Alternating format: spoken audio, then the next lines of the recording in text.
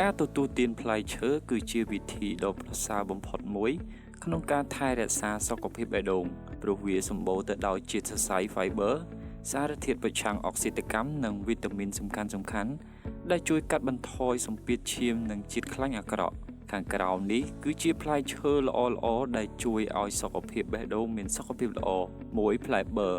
ផ្លែបឺសម្បូរទៅដោយជាតិខ្លាញ់មិនឆ្អែតដែលជួយកាត់បន្ថយកម្រិតកូលេស្តេរ៉ុលអាក្រក់និងកាត់បន្ថយហានិភ័យនៃជំងឺបេះដូង2ផ្លែ berry ដូចជា strawberry blueberry និង raspberry ពួកវាសម្បូរទៅដោយសារធាតុអង់តូស៊ីយ៉ានីនដែលជួយការពារប្រឆាំងនឹងការរលាកនិង stress ដែលជាមូលហេតុបង្កឲ្យមានជំងឺបេះដូង3ផ្លែទទឹមផ្លែទទឹមត្រូវបានគេស្គាល់ថាជាផ្លែឈើបេះដូងព្រោះវាមានសារធាតុប្រឆាំងអុកស៊ីតកម្មខ្លាំងក្លាដែលជួយការពារសរសៃឈាមមិនឲ្យរឹងនិងត្បៀតនិងជួយឲ្យលំហូរឈាមទៅកាន់បេះដូងបានល្អប្រសើរ4ផ្លែប៉ោម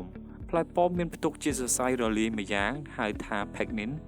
ដែលជួយកាត់បន្ថយការស្រូបយកជាតិខ្លាញ់អាក្រក់ចូលក្នុងឈាមកាត់បន្ថយហានិភ័យនៃជំងឺដាច់សរសៃឈាមខួរក្បាល5អំបូរក្រូចដូចជាក្រូចពោធិ៍សាត់ក្រូចឆ្មានិងក្រូចថ្លុង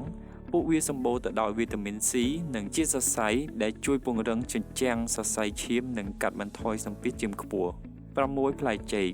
គឺជាប្រភពដ៏អស្ចារ្យនៃប៉ូតាស្យូម